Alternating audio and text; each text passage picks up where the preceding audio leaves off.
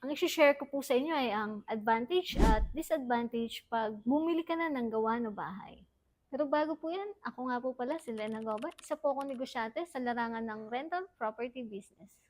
Ito po ang story kung paano ako nagsimulang magkaroon ng bahay. Gaya ng karaniwang OFW, pinapangarap kong magkaroon ng sariling bahay. Sinabi ko sa sarili ko na hindi ako uuwi ng Pilipinas hanggat hindi natatapos yung bahay na pinapagawa ko. Kaya naman umabot ng 2.5 years bago uli ako makauwi ng Pilipinas. Maraming naging problema habang ginagawa yung bahay, tulad ng hindi mo na kontrolado yung expenses. Kasi madalas tumataas yung presyo ng materyales. Kaya minsan sumagi na sa isip ko na dapat yata bumili na lang ako na at least gawa na yung bahay.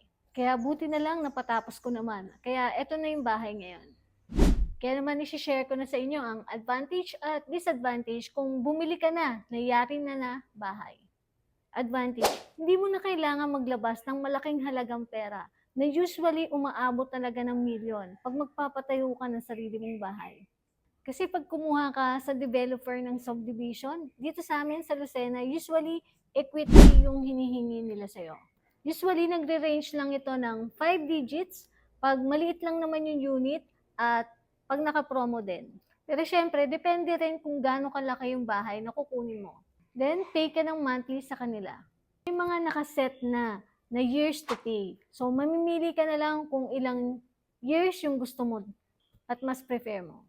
Sunod, hindi ka may stress. Kasi gawa na yung bahay. Hindi katulad pag ikaw pa nagpatayo ng bahay, may mga pagkakataon talaga na ikaw mismo magbabantay sa pinapagawa mong bahay. Tapos pag nagkaroon pa ng aberya sa labor at sa materyales, ikaw din ang mamumblema.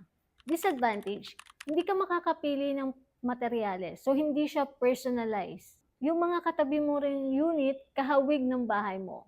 Parehas ng interior at pati na rin exterior. Naniniwala ako na magandang investment ang bahay pag ginawang negosyo. Kasi need talaga ng mga tao ito. Kaya naman bumuo ako ng grupo ang All About Bahay para dumami pa tayo nagsisilbi sa mga taong nangangailangan ng komportableng bahay. Kaya sali ka dito. Dadaan ka sa challenges habang nagpapagawa ka ng bahay. Pero dahil sa kagustuhan mo talaga at pagsusumikap mo, alam ko, malalampasan mo yung mga challenges na yan. At hindi imposibleng maabot mo ang pinapangarap mong bahay.